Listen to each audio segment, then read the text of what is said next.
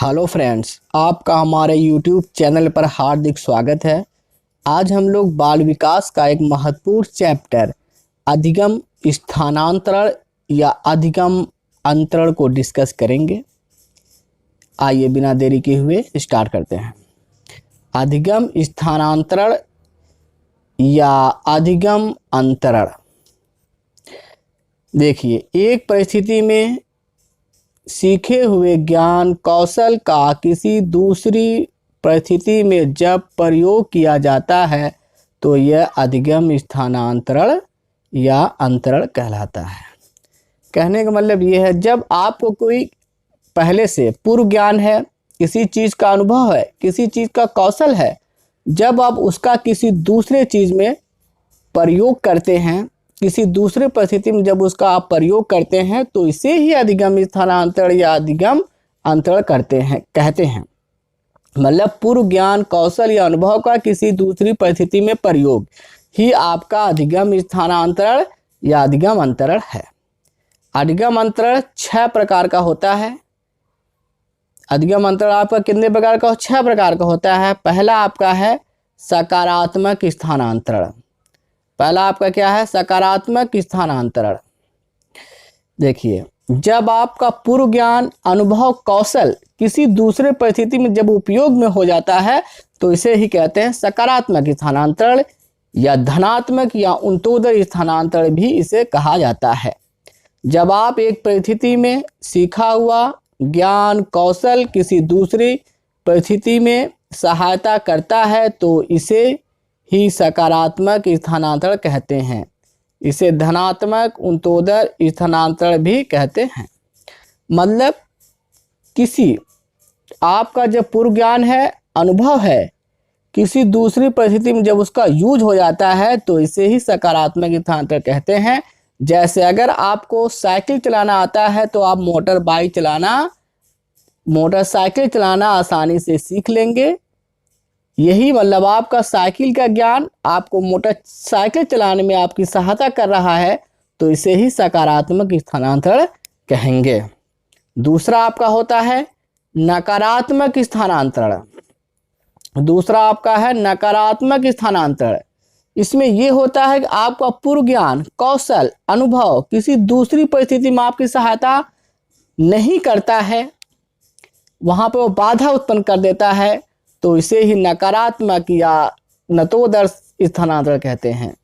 जब एक परिस्थिति में सीखा हुआ ज्ञान या कौशल किसी दूसरी परिस्थिति में बाधा उत्पन्न करता है तो इसे ही नकारात्मक या उन्नतोदय स्थानांतरण कहते हैं। जैसे अगर गणित के अध्यापक से कहा जाए आप संस्कृत पढ़ाया जाए तो गणित के अध्यापक का ज्ञान अनुभव संस्कृत पढ़ाने में काम नहीं आएगा तो यह नकारात्मक स्थानांतरण है। गणित के अध्यापक के द्वारा संस्कृत पढ़ाया जाना या स्पोर्ट के टीचर को कहा जाए आप हिंदी पढ़ाए तो उनका जो अनुभव है, जो ज्ञान है, जो कौशल है वो हिंदी पढ़ाने काम में नहीं आएगा। जैसे गणित के अध्यापक का जो ज्ञान है, अनुभव है, कौशल है वह हिंदी पढ़ाने काम में नहीं आएगा तो इसे ही नकारात्मक स्थानांतरण कहते हैं। जब आपका ज्ञान कौशल किसी दूसरी परिस्थिति में काम ना आए तो उसे कहते हैं नकारात्मक स्थानांतरण। अगला आपका है शून्य स्थानांतरण। अगला आपका क्या है? शून्य स्थानांतरण। शून्य स्थानांतरण जब एक परिस्थिति में आपका सीखा हुआ ज्ञान अनुभव कौशल, जब एक परिस्थिति में सीखा हुआ ज्ञान दूसरी परिस्थिति में न तो सहायक होता है और न ही बाधा उत्पन्न करता है।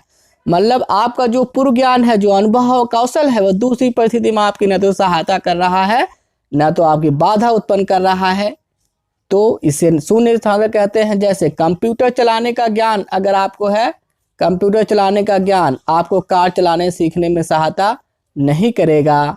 यहाँ पर कंप्यूटर चलाना कार चलाने में न तो सहायता कर रहा न तो बाधा उत्पन्न कर रहा है तो इस प्रकार के स्थानांतरण कहते हैं शून्य स्थानांतरण। आइए अगला देखते हैं क्षैतिज स्थानांतरण। आपका चौथा स्थानांतरण क्या है? क्षैतिज स्थानांतरण। इसमें होता है जब एक परिस्थिति में सीखा हुआ ज्ञान को उसी से मिलती जुलती परिस्थिति में प्रयोग किया जाता है तो वहाँ क्षैतिज स्थानांतरण होता है। इसका कहने का मतलब यही है, जब आपको किसी चीज का ज्ञान है, कौशल है, उसका अनुभव है, आप उसी से मिलती जुलती परिस्थिति में उसका उपयोग कर रहे हैं तो वहां पे क्षैतिज स्थानांतरण होगा। जैसे अगर आपको गणित का ज्ञान होने पर पैसे के लेन देन में सहायता होती है। अगर आपको गणित का ज्ञान है, आप कोई बिजनेस कर रहे हैं तो वो गणित का ज्ञान पैसे के लेन देन में सहायता करेगा। तो गणित का ज्ञान आपके पैसे के लेन देन में सहायता कर रहा है तो ये आपका क्षैतिज स्थानांतरण हो जाएगा। आइए अगला स्थानांतरण आपका देखते हैं। अगला स्थानांतरण आपका है ऊर्ध्व। अगला स्थानांतरण आपका है ऊर्ध्व स्थानांतरण। इसमें यह होता है ऊर्ध्व माने ऊपर की ओर। इसमें आप बस इतना पॉइंट नोट कर लीजिए, आपका निम्न से उच्च में स्थानांतरण, मतलब जो आपका ज्ञान है, जो अनुभव है, उसका निम्न से उच्च परिस्थिति में उसका स्थानांतरण हो रहा है तो इसे ही कहते हैं ऊर्ध्व स्थानांतरण, मतलब ऊपर की ओर स्थानांतरण। यहाँ देखिए एक परिस्थिति में सीखे हुए ज्ञान को उससे उच्च परिस्थिति में प्रयोग में लाना ही ऊर्ध्व स्थानांतरण है। जैसे आप किसी स्कूल में पढ़ा रहे हैं, वहां पर आप एक अध्यापक के पद पर हैं और आपका प्रमोशन हो जाए प्रिंसिपल के पद पर, या आप किसी स्कूल में सहायक प्रोफेसर है, अगर आप किसी कॉलेज में एक सहायक प्रोफेसर है, आपको प्रोफेसर के पद पर नियुक्त कर दिया जाए तो वहां पर होगा ऊर्ध्व स्थानांतरण, मतलब नीचे से आपका ऊपर की ओर प्रमोशन हो रहा है। तो जब भी आपका नीचे से ऊपर की ओर प्रमोशन होगा आप समझ लीजिए वहां पर ऊर्ध्व स्थानांतरण होता है। अगला आपका जो स्थानांतरण है वह है द्विपार्श्विक स्थानांतरण। द्विपार्श्विक स्थानांतरण इसमें यह होता है जब मानव शरीर के एक भाग को दिया गया प्रशिक्षण दूसरे भाग में काम आता है तो इसे कहते हैं जब मानव शरीर के एक भाग को दिए गया प्रशिक्षण का अंतर दूसरे भाग में हो जाए, मतलब आपको जो एक भाग को प्रशिक्षण दिया गया दूसरे भाग में भी उसका अंतर हो जाए, मतलब ट्रांसफर हो जाए, स्थानांतरण हो जाए तो इसे ही द्विपार्श्विक स्थानांतरण कहते हैं। जैसे आप दाएं हाथ से लिखना जानते हैं और अभ्यास द्वारा, प्रैक्टिस द्वारा बाएं हाथ से भी लिखना स्टार्ट कर दे रहे हैं तो इसे ही कहेंगे द्विपार्श्विक स्थानांतरण। दाएं हाथ से लिखने वाला व्यक्ति प्रशिक्षण के बाद बाएं हाथ से भी लिखने लगता है तो इसे ही कहते हैं द्विपार्श्विक स्थानांतरण। आइए अब उन क्वेश्चन को देखते हैं जो यूपी टेट की परीक्षाओं में आए हुए हैं। आइए पहला क्वेश्चन देखते हैं। एक बालक जो साइकिल चलाना जानता है, मोटर बाइक चलाना सीख रहा है, यह उदाहरण होगा, यह आपका उदाहरण होगा। देखिए आप निम्न से जब भी उच्च में स्थानांतरण करेंगे तो आपका ऊर्ध्व स्थानांतरण हो रहा है। आप चला रहे हैं साइकिल, आपका ट्रांसफर हो रहा है मोटर बाइक में, निम्न से उच्च जब भी जाएंगे तो आपका हो जाएगा ऊर्ध्व अधिगम अंतरण, जो कि ऑप्शन नंबर 2 है, यही आपका सही होगा। निम्न से उच्च में जब भी ट्रांसफर होगा ऊर्ध्व अधिगम अंतरण यही होगा, यही आपका आंसर है। यह यूपी टेट 2017 का क्वेश्चन है। आइए अगला क्वेश्चन देखते हैं। जब मानव शरीर के एक भाग को दिया गया प्रशिक्षण का अंतरण दूसरे भाग में हो जाता है तो इसे क्या कहते हैं? आपने डिस्कस किया, एक भाग का अंतर दूसरे भाग में हो रहा है तो द्विपार्श्विक। जैसे आप दाएं हाथ से लिख रहे हैं और प्रैक्टिस और अभ्यास के बाद बाएं हाथ से लिखने लगते हैं तो इसे ही कहते हैं द्विपार्श्विक अंतरण, जो कि ऑप्शन द्विपार्श्विक अंतर इसको ही कहते हैं। यह आपका ऑप्शन नंबर 3 है, यह आपका राइट आंसर हो जाएगा ऑप्शन नंबर 3। ऑप्शन नंबर 3 यहाँ पर आपका राइट आंसर है, द्विपार्श्विक। आइए अगला क्वेश्चन देखते हैं। यदि पूर्व ज्ञान व अनुभव नए प्रकार के सीखने में सहायता करता है तो उसे क्या कहते हैं?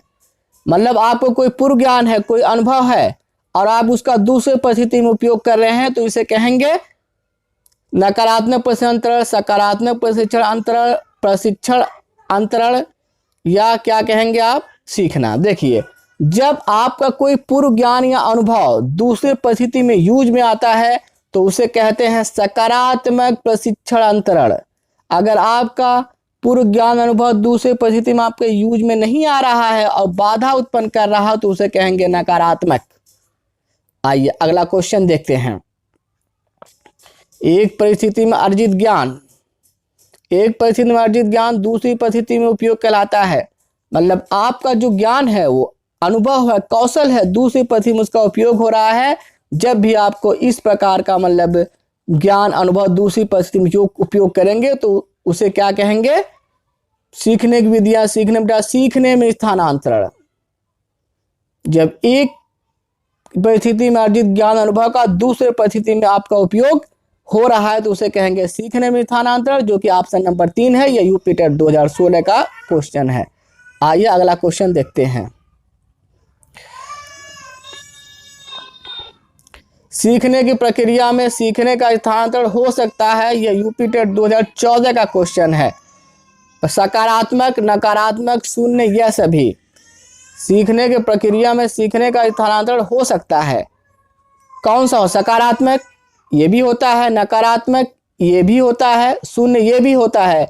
मतलब ये तीनों सही है। इसका मतलब ये से भी यही आपका आंसर होगा, जो कि ऑप्शन नंबर 4 है।